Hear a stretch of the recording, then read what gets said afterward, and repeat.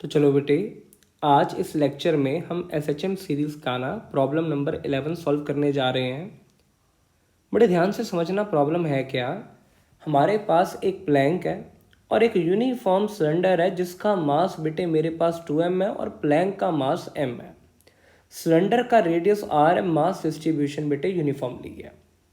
बोला गया है हर सरफेस पे फ्रिक्शन है और फ्रिक्शन बेटे खुश है, यानी कि प्योर रोलिंग हो रही है, चाहे मेरे पास ये ऊपर वाला सरफेस है चाहे नीचे वाला। अब बेटे पूछा क्या गया है, लेट अस से आपने क्या किया, प्लैंक को ना राइट पे खिसका दिया एक्स अमाउंट से, देख पा रहा है।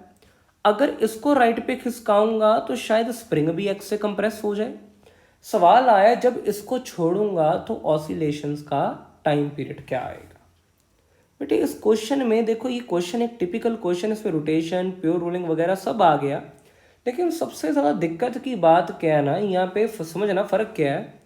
इसका मास मैंने 2m लिया, ये सबसे बड़ी दुर्गति वाली बात है।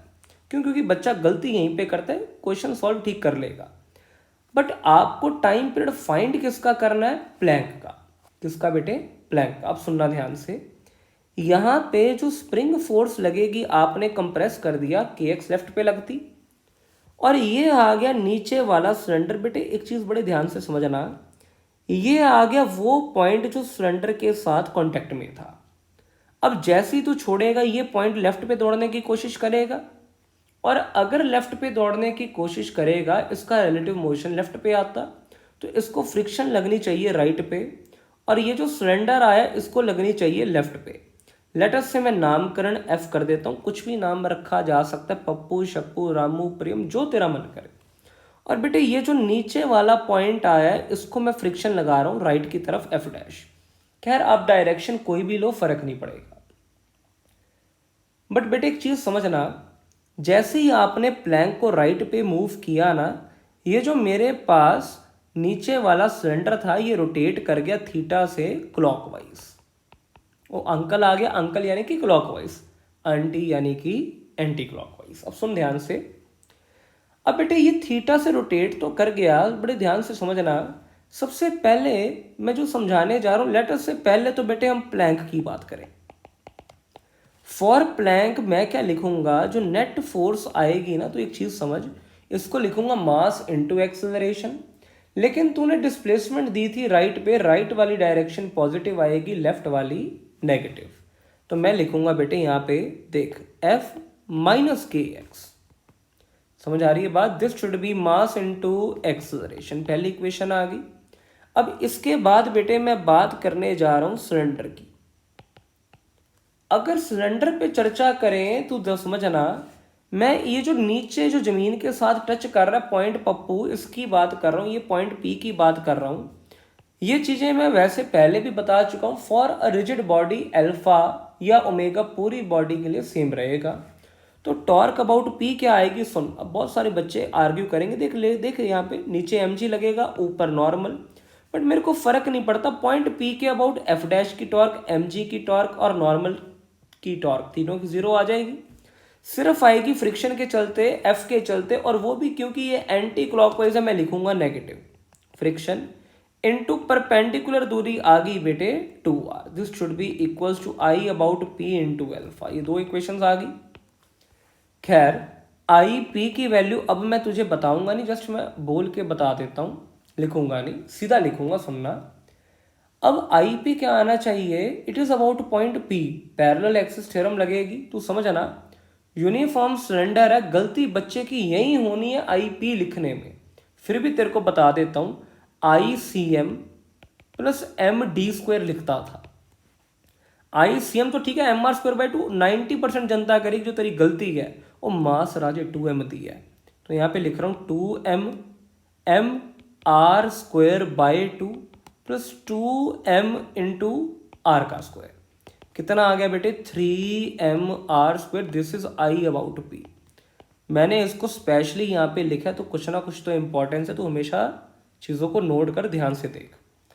और बेटे तीसरी चीज़ क्या है, सुनना ध्यान से। अब ना क्या है, दो इक्वेशंस आ गई, वेरिएबल क्या है, एक फ्रिक्शन वेरिएबल है, ठीक है, एक अल्फा वेरिएबल है, एक ए वेरिएबल है, 3 चीज़ें आ गई। 2 इक्वेशंस हैं, एक और इक्वेशन चाहिए और वो तीसरी इक्वेशन आएगी कंस्ट्रेंट से। कंस्ट्रेंट समझना, ये आ गया मेरे पास 0.1, लेट अस से ये ऊपर वाला 0.2 मैंने मार्क किया होगा।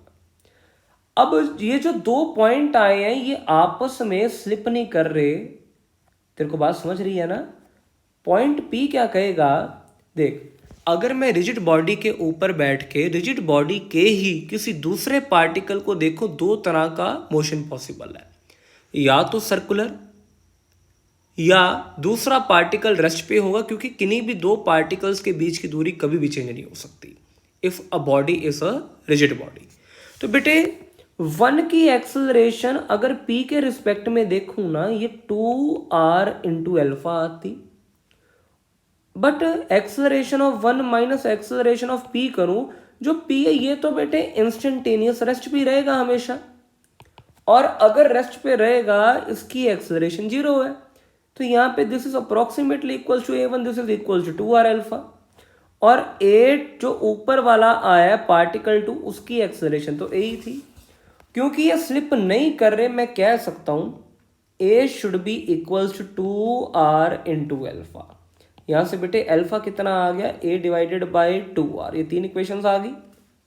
अब चुपचाप मैं क्या करने जा रहा हूं, देख मुझे ना प्लैंक के लिए एसएचएम देखना है, तो ये फ्रिक्शन की वैल्यू यहां से निकाल के मैं यहां डाल दूंगा। देख यहाँ पे minus f into 2r, this is equals to I p की वैल्यू डाल रहा हूँ 3mr का स्क्वायर, अल्फा आ गया तेरे पास बेटे a by 2r, are square की मौज हो गई। मेरे पास जो f आया ना इसकी वैल्यू आ गई माइनस 3m बाई 4 इंटू ए। इस f को उठा के बेटे मैं ऊपर डाल रहा हूँ इक्वेशन नंबर 1 में। मेरे पास इक्वेशन पता है क्या आई है, minus k x, this is equals to, I hope बेटे तू VVHLM कर लेगा। हाँ VVHLM क्या है तू समझ गया ना, शाबाश, 3m by 4 into A plus m into A. यहाँ पे अगर मैं इसको उल्टा पुल्टा करूँ ना, ये मेरे पास क्या निकल के आएगा, जल्दी देख यहाँ पे, minus 4k divided by 7m into X equals to A. ये जो टर्म आई है ये शायद मेरे पास ओमेगा स्क्वायर की जगह आ गई, तो यहाँ पे टाइम पीरियड कितना आएगा, 2 पाई अंडर रूट, बता बेटे समझ रहे हैं ना, 7m divided by 4k। I hope बेटे आप सभी को ये क्वेश्चन समझ आ गया होगा। अगर इस लेक्चर में आपको कोई भी डाउट है, इस क्वेश्चन में कोई भी डाउट है, तो प्लीज़ नीचे दिए कमेंट सेक्शन में ज़रूर पूछिए। और अगर आपको कोई टॉपिक ऐसा है जो पहले करवाना है उसके बारे में बताइए, ताकि हम उसको भी शुरू कर सकें। Thanks for watching.